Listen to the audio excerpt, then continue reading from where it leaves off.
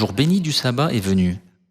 Aujourd'hui, nous allons étudier la parole de Dieu avec le sermon intitulé « Nous serons changés ».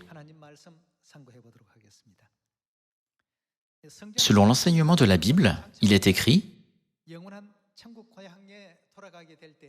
Nous serons changés en corps spirituel du corps physique dans lequel nous sommes actuellement et nous vivrons avec Dieu dans le ciel pour toujours quand nous retournerons à la maison céleste éternelle. » Dieu nous enseigne aussi qu'il nous a donné la loi de la Nouvelle Alliance afin que nous puissions être changés. Quand nous obéissons fidèlement à toutes les lois de la Nouvelle Alliance, nous pouvons participer à ce beau changement, c'est-à-dire que notre transformation aura lieu. Les gens disent que pour qu'une personne soit complètement changée, la seule chose parmi tant d'autres qu'elle doit réaliser est la signification de l'amour. Sans réaliser à quel point Dieu nous aime vraiment, nous ne pourrons jamais mener une vie sainte et pieuse en tant que vrais chrétiens. Les gens qui réalisent et connaissent l'amour de Dieu peuvent prêcher avec diligence.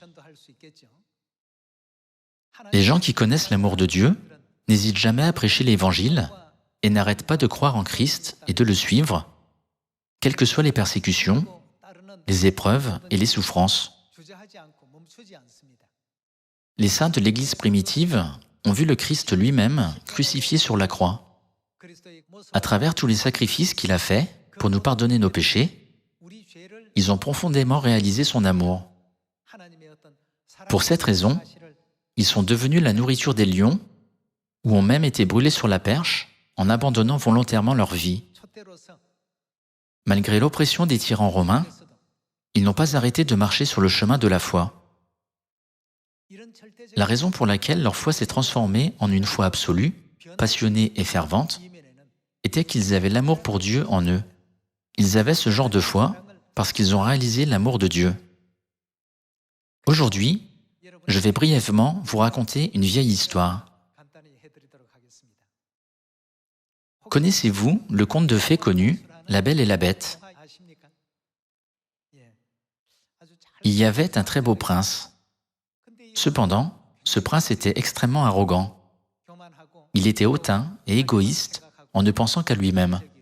Il n'était jamais prévenant envers les autres. Un jour, une visiteuse inattendue est venue au château où le prince vivait. Le prince n'a pas prêté attention à la visiteuse et a même donné l'ordre de la jeter hors du château. Cependant, dès qu'il a donné l'ordre de la mettre dehors, elle lui a jeté un sort en le transformant en une bête hideuse. Il a été transformé en une bête terrifiante.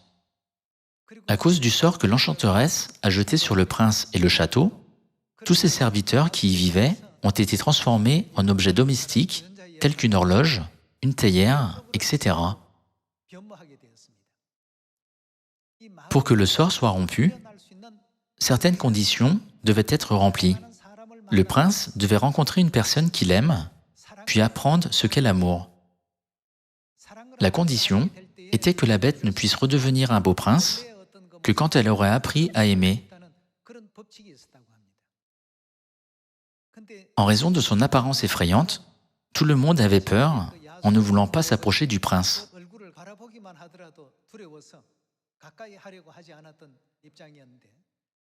Puis un jour, il a rencontré une belle fille nommée Belle. Plus tard, la bête et Belle en sont venues à s'aimer sincèrement, quelle que soit l'apparence de la bête. En rencontrant une belle fille nommée Belle, dont il est tombé amoureux, la bête a appris à aimer quelqu'un et a aussi compris la véritable signification de l'amour.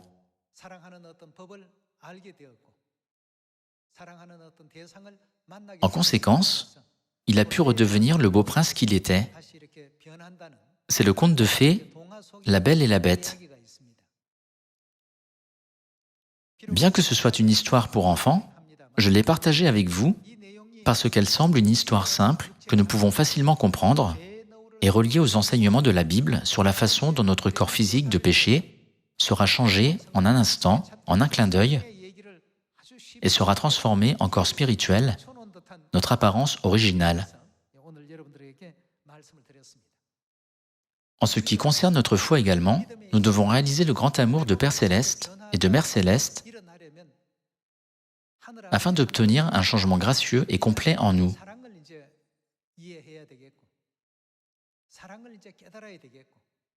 Pour être changés, nous devons aussi rencontrer quelqu'un que nous aimons. Selon les prophéties écrites dans la Bible, Dieu nous a enseigné que nous redeviendrions les anges célestes que nous étions dans le royaume éternel des cieux. Cependant, pour que cette transformation ait lieu, nous devons fidèlement observer les lois et les commandements de Dieu conformément aux enseignements de la Bible. Les facteurs spirituels qui rendent notre transformation possible sont contenus dans tous les commandements de Dieu.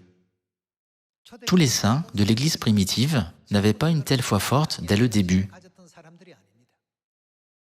Cependant, en apprenant à connaître le Christ et en suivant de plus en plus ses enseignements, ils ont réalisé que le Christ a été sacrifié et a versé son sang sur la croix, non pas parce qu'il avait fait quelque chose de mal, mais parce que nous avions commis des dizaines de milliers de péchés dans le ciel. Ils ont réalisé que le Christ a été fouetté, humilié et crucifié sur la croix à notre place, en souffrant en silence, pour pardonner nos péchés impardonnables. Puisqu'ils ont réalisé cet amour sacrificiel, rien sur cette terre ne pouvait affecter leur foi, quelles que soient les épreuves, les persécutions ou les moqueries. Peu importe combien de personnes les traitaient d'hérétiques et les calomniaient, rien ne pouvait détruire la foi des saints de l'Église primitive.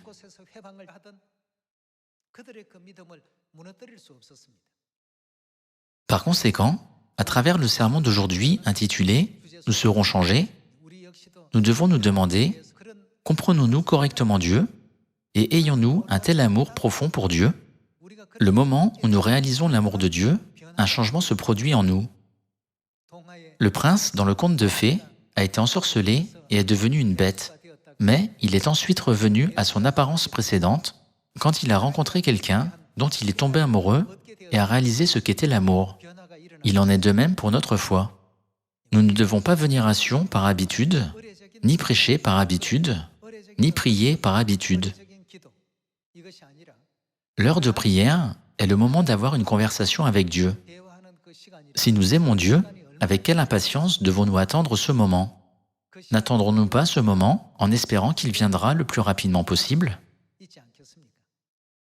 Frères et sœurs, si nous venons à Sion en connaissant l'amour de Dieu, ne devrions-nous pas avoir hâte de venir ici, chaque jour de sabbat? Cependant, si nous n'avons pas l'amour pour Dieu, ou si notre amour pour Dieu se refroidit, nous en viendrons à accorder une plus grande priorité aux choses de ce monde, plutôt qu'au jour du sabbat ou aux autres saintes fêtes. Nous trouverons plus de joie à faire des choses du monde et à rencontrer des gens du monde qu'à observer les commandements de Dieu. Quand notre amour pour Dieu se refroidira, nous serons comme le prince maudit par le sort. La Bible nous enseigne constamment à quel point Dieu nous aime. Par conséquent, nous ne devons pas considérer l'amour de Dieu pour nous seulement comme quelques phrases écrites dans la Bible.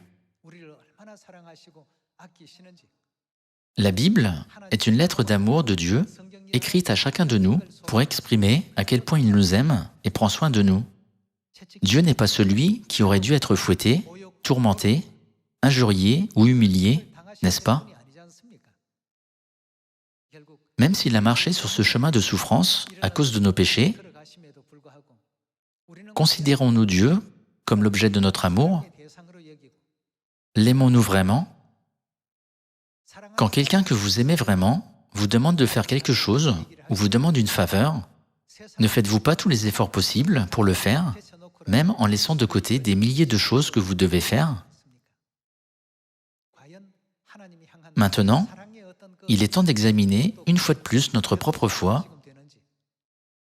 et de vérifier la température de notre amour pour Dieu.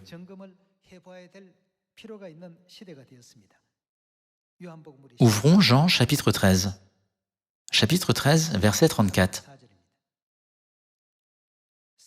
Je vous donne un commandement nouveau.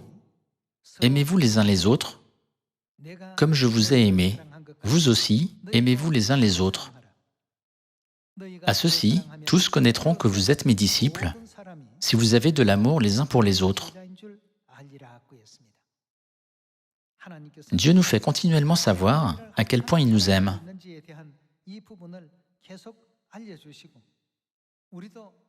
Il nous demande de prendre soin de nos frères et sœurs en ayant le même cœur que Dieu et de les aimer inconditionnellement comme Dieu nous aime. Lisons ensemble Romains, chapitre 8, verset 33. Qui accusera les élus de Dieu? C'est Dieu qui justifie. Qui les condamnera? Christ est mort. Bien plus, il est ressuscité. Il est à la droite de Dieu et il intercède pour nous. Qui nous séparera de l'amour de Christ?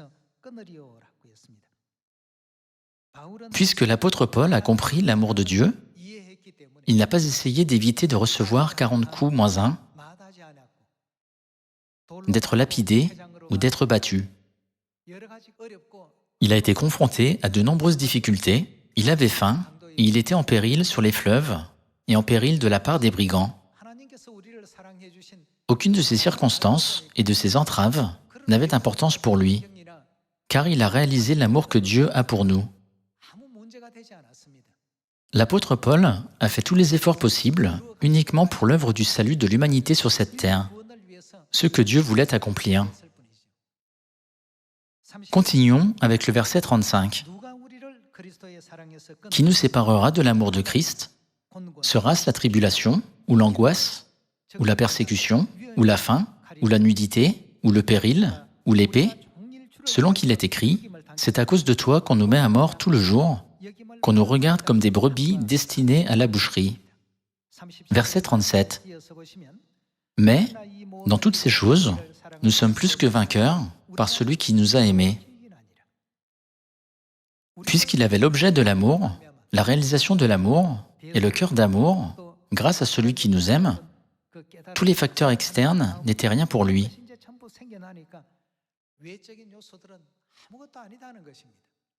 Il a pu surmonter tous ces facteurs en les considérant comme moins que rien. Cependant, sans amour pour Dieu, il nous est difficile de traverser notre vie de foi en faisant l'expérience de toutes ces épreuves. C'est très douloureux et très pénible. Frères et sœurs, si vous mourrez à la place de quelqu'un que vous aimez, il n'y a pas de douleur dans cette mort. Cependant, si vous êtes confronté à ce que vous pensez être une mort injuste, vous ressentirez une énorme douleur à travers cette mort, quel que soit le type de mort. Il est écrit ici, « Dans toutes ces choses, nous sommes plus que vainqueurs par celui qui nous a aimés. » Continuons avec le verset 38. « Car j'ai l'assurance que ni la mort, ni la vie, ni les anges, ni les dominations, ni les choses présentes, ni les choses à venir, ni les puissances, ni la hauteur, ni la profondeur, ni aucune autre créature ne pourra faire quoi? Nous séparer de l'amour de Dieu manifesté en Jésus-Christ notre Seigneur. » Romains chapitre 8 montre clairement la direction de la foi que nous devons prendre. Nous prions aux heures de prière chaque jour, observons des cultes chaque jour de sabbat, observons le culte du 3e jour et célébrons les fêtes. Puisque nous faisons tout cela, nous pensons souvent, nous faisons l'œuvre de l'Évangile avec obéissance, conformément à la volonté de Dieu. Cependant, faire le bien uniquement extérieurement n'est pas la bonne direction de la foi. Dans les paraboles que Dieu nous a données, il y a le blé et l'ivraie. Qu'y a-t-il d'autre parmi le blé? Dieu dit qu'il y a aussi la paille. La paille ressemble au blé, mais elle est complètement vide à l'intérieur. Nous devons avoir une foi établie avec l'amour pour Dieu, prêcher avec cet amour, prier avec cet amour, et tout faire dans notre vie de foi avec cet amour. Si nous regardons les frères et sœurs avec le même amour que nous avons pour Dieu, nous pourrons chérir tous les frères et sœurs. Si nous participons au jour du sabbat avec l'amour pour Dieu, notre cœur battra la chamade. Cependant, si nous répétons des activités par habitude, sans amour pour Dieu, et observons le jour du sabbat, parce que c'est samedi aujourd'hui, en étant liés par des règles et des lois, nous ne trouverons aucune joie ni aucun bonheur dans notre vie de foi. Si nous pensons, dois-je vraiment aller au culte aujourd'hui encore? Je veux me reposer aujourd'hui. Nous ne pouvons pas ressentir de la joie, même si nous venons à l'église. Si nous faisons des activités sans amour pour Dieu dans notre vie de foi, nous ne pouvons pas devenir plus que vainqueurs à la fin. Quand nous avons la foi en Dieu et l'amour pour Dieu, nous pouvons devenir plus que vainqueurs en surmontant toutes les épreuves. Puis nous pourrons dire, aucune autre créature ne pourra nous séparer de l'amour de Christ. Nous accueillons maintenant l'automne spirituel, où nous devons moissonner de bons résultats après avoir parcouru le chemin de la foi pour l'Évangile. Cependant, si nous avons la forme d'une pomme, d'une poire ou de blé, mais que nous n'avons pas de chair ou de grain à l'intérieur, comme la paille, cela posera un gros problème. Ce résultat se produira probablement si nous faisons l'œuvre de l'Évangile sans comprendre ni réaliser l'amour de Dieu. Par conséquent, bâtissons notre vraie foi en comprenant correctement l'amour de Dieu. Quand nous prions, c'est le moment d'échanger des messages d'amour avec notre Dieu que nous aimons. Nous ne devons pas considérer Dieu comme une personne capable de résoudre le problème en demandant toujours « Dieu, résous cela, résous-le s'il te plaît », seulement quand nous rencontrons des problèmes. Bien sûr, Dieu a le pouvoir de résoudre nos problèmes difficiles. Cependant, nous devons penser à quel point Dieu nous aime, nous les pécheurs. En outre, nous devons prendre en considération la détresse que Dieu a dû ressentir, les efforts qu'il a faits et le désespoir qu'il a dû éprouver dans le processus consistant à nous faire entendre l'Évangile, à nous conduire à la vérité et à nous accorder le pardon des péchés, afin que nous puissions entrer dans le royaume des cieux. De cette manière, nous pouvons bâtir une foi correcte et être fermes en Dieu. Alors, si nous ne comprenons pas l'amour pour Dieu, pouvons-nous faire partie du groupe de personnes qui seront changées en un instant, en un clin d'œil, à la dernière trompette? Nous devons aussi réfléchir à cette question. Voyons 1 Thessaloniciens, chapitre 4, verset 14. Car si nous croyons que Jésus est mort et qu'il est ressuscité, croyons aussi que Dieu ramènera par Jésus et avec lui ceux qui sont décédés. Voici, en effet, ce que nous vous déclarons, d'après la parole du Seigneur, nous les vivants, restés pour l'avènement du Seigneur, nous ne devancerons pas ceux qui sont décédés. Car le Seigneur lui-même a un signal donné, à la voix d'un archange et au son de la trompette de Dieu, descendra du ciel, et les morts en Christ ressusciteront premièrement. Ensuite, nous les vivants, qui serons restés, nous serons tous ensemble enlevés avec eux sur des nuées, à la rencontre du Seigneur dans les airs, et ainsi nous serons toujours avec le Seigneur. Consolez-vous donc les uns les autres par ces paroles. Selon les prophéties écrites dans la Bible, en ce jour glorieux où le Seigneur lui-même a un signal donné, à la voix d'un archange, et au son de la trompette de Dieu, descendra du ciel, nous serons enlevés et rencontrerons Dieu dans les airs, afin d'entrer dans cette grâce et cette gloire.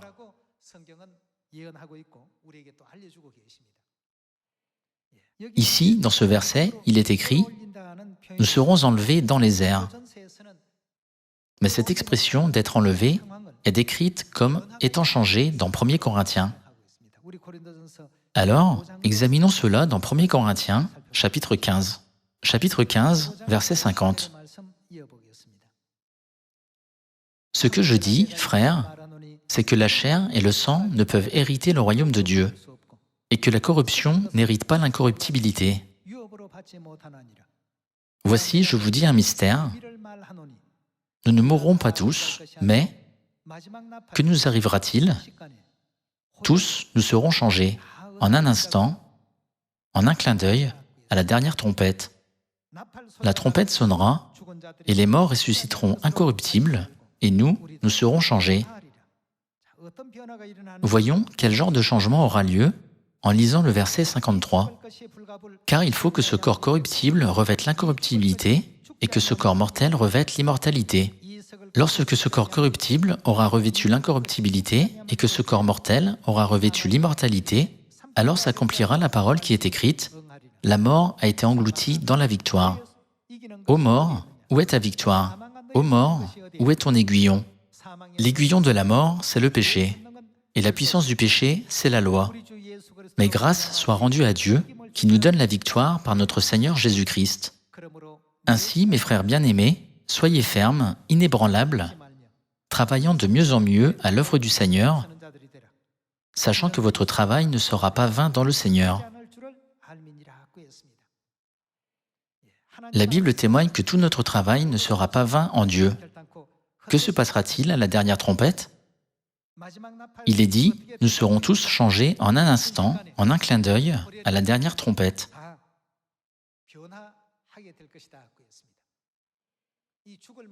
Il est aussi dit, notre corps mortel revêt l'immortalité et notre corps corruptible revêt l'incorruptibilité.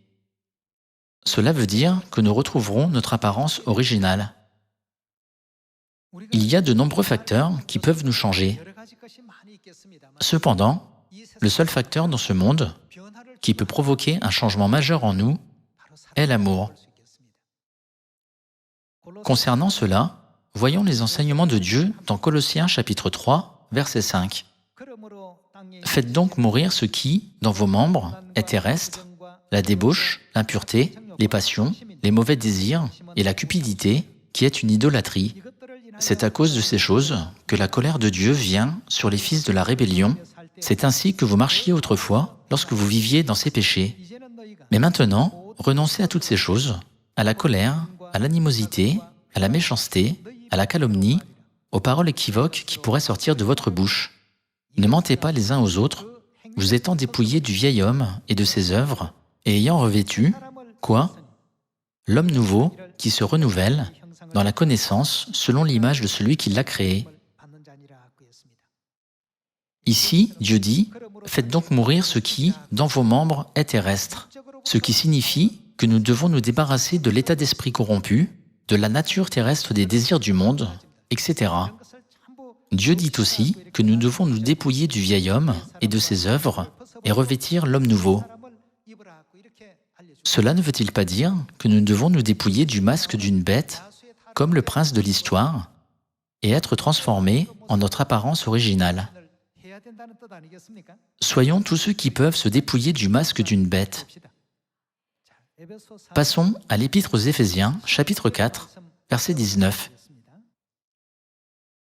Ayant perdu tout sentiment, ils se sont livrés au dérèglement pour commettre toute espèce d'impureté jointe à la cupidité. Mais vous, ce n'est pas ainsi que vous avez appris Christ. Si du moins vous l'avez entendu, et si, conformément à la vérité qui est en Jésus, c'est en lui que vous avez été instruits à vous dépouiller. De quoi? Par rapport à votre vie passée, du vieil homme qui se corrompt par les convoitises trompeuses, à être renouvelé dans l'esprit de votre intelligence et à revêtir, quoi? L'homme nouveau, créé selon Dieu, dans une justice et une sainteté que produit la vérité. Pour que le sort soit rompu, la Bible nous ordonne de nous dépouiller du vieil homme qui se corrompt par les convoitises trompeuses et de retrouver notre apparence originale en tant qu'ange céleste, en obéissant fidèlement à la loi céleste que Dieu nous a accordée.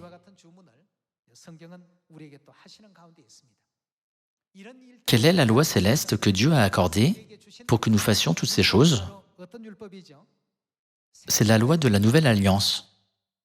Lorsque Jésus a établi la Nouvelle Alliance, en nous donnant le pain et le vin de la Pâque, n'a-t-il pas dit « Ce pain est ma chair et ce vin est mon sang » Nous devons garder à l'esprit que Dieu nous a sauvés en nous donnant sa propre chair et son propre sang.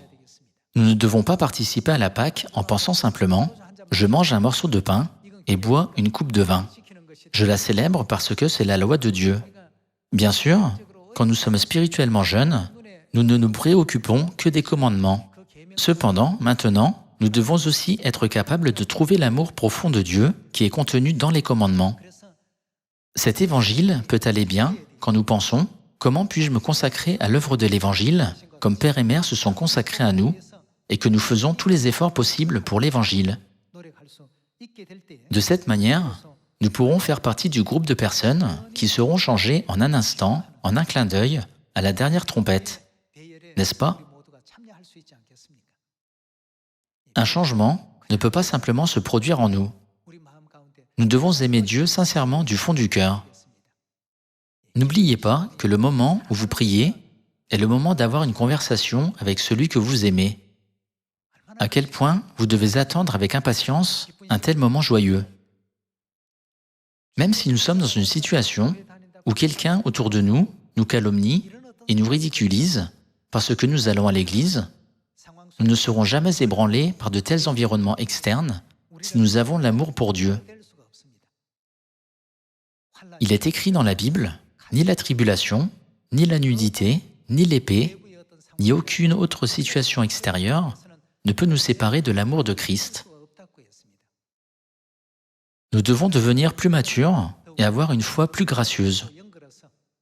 Avec cette foi mature et gracieuse, au moment même où nous sommes changés en un instant, en un clin d'œil, nous pouvons dire avec amour pour Dieu, « Père et Mère ont pris soin de nous et nous ont tellement aimés. Grâce à votre amour incommensurable, j'ai pu être transformé ainsi aujourd'hui. Je rends grâce et gloire éternelle à Père et Mère d'avoir permis à ce pécheur de se transformer en un juste. » Aujourd'hui, en ce jour de sabbat, réfléchissons une fois de plus à leur amour et passons un jour de sabbat vraiment gracieux, significatif, heureux et joyeux ensemble avec Dieu le Père et Dieu la Mère que nous aimons tellement. En espérant que vous avez reçu beaucoup de grâce, j'aimerais conclure le sermon d'aujourd'hui. Merci beaucoup.